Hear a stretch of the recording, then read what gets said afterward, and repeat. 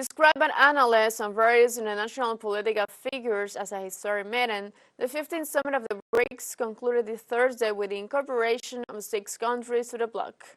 Let's see more in the reports of our correspondent, Juno Sonner.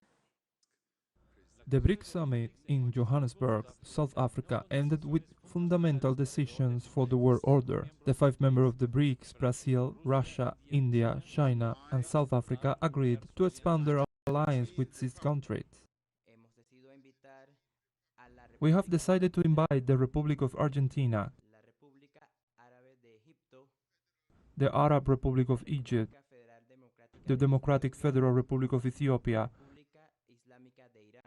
the Islamic Republic of Iran, the Kingdom of Saudi Arabia, and the United Arab Emirates to become full members of the BRICS.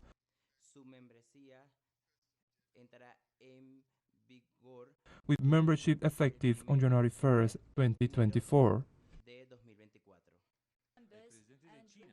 Chinese President Xi called the expansion a historic act that responds to the need of the international community and a new beginning for the BRICS. Russian President Putin said the new members will expand the influence of BRICS in the world. The Prime Minister of India said they will strengthen the organization and humanity's belief in a multipolar world. Brazil's President Lula emphasized that enlargement demonstrated the world's desire for a new world economic order. With the 6 countries, the population living within the BRICS world is growing by more than 400 million people, more than that of the United States, and almost equal to that of the European Union. Professor Anil Sukla, South Africa Sherpa to the BRICS, describes the African perspective on enlargement. Well, for us, we are very excited as South Africa that we have added 2 further countries from Africa, Egypt and Ethiopia. Both are highly influential countries on the African continent. So the African presence within BRICS now is strengthened. 3 African countries. The President of Cuba, Miguel Díaz-Canel Bermúdez, participated in the meeting representing the non-aligned countries of the G77 group. The group of 77 plus China and the BRICS have the responsibility and the possibility to act for a change in this unjust world order. It is not an option, it is the only alternative. Today, no one can question the BRICS' growing authority. That is why we do not hesitate to welcome its eventual enlargement, which will contribute to reinforce its relevance and representativeness.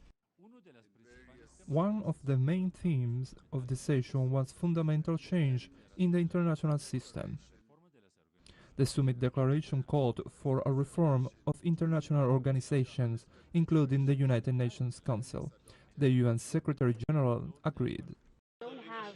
In terms of the permanent members that can veto, you don't have a Latin American voice, you don't have an African voice. So these countries coming together will really fight for a spot in the United Nations Security Council.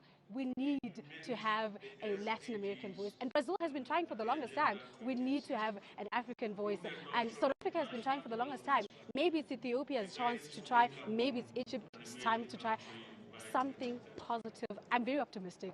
So something positive will definitely come out of this. And of course, the reform of the international financial system, the issue of the de-dollarization. The BRICS emphasized the need to use local currencies in international trade and financial transactions among its members. It was therefore decided to establish a working group of finance ministers and central bank presidents. Some stood stronger, others more cautious. BRICS is moving toward a new world. Yunus Soner, Johannesburgo, TeleSUR.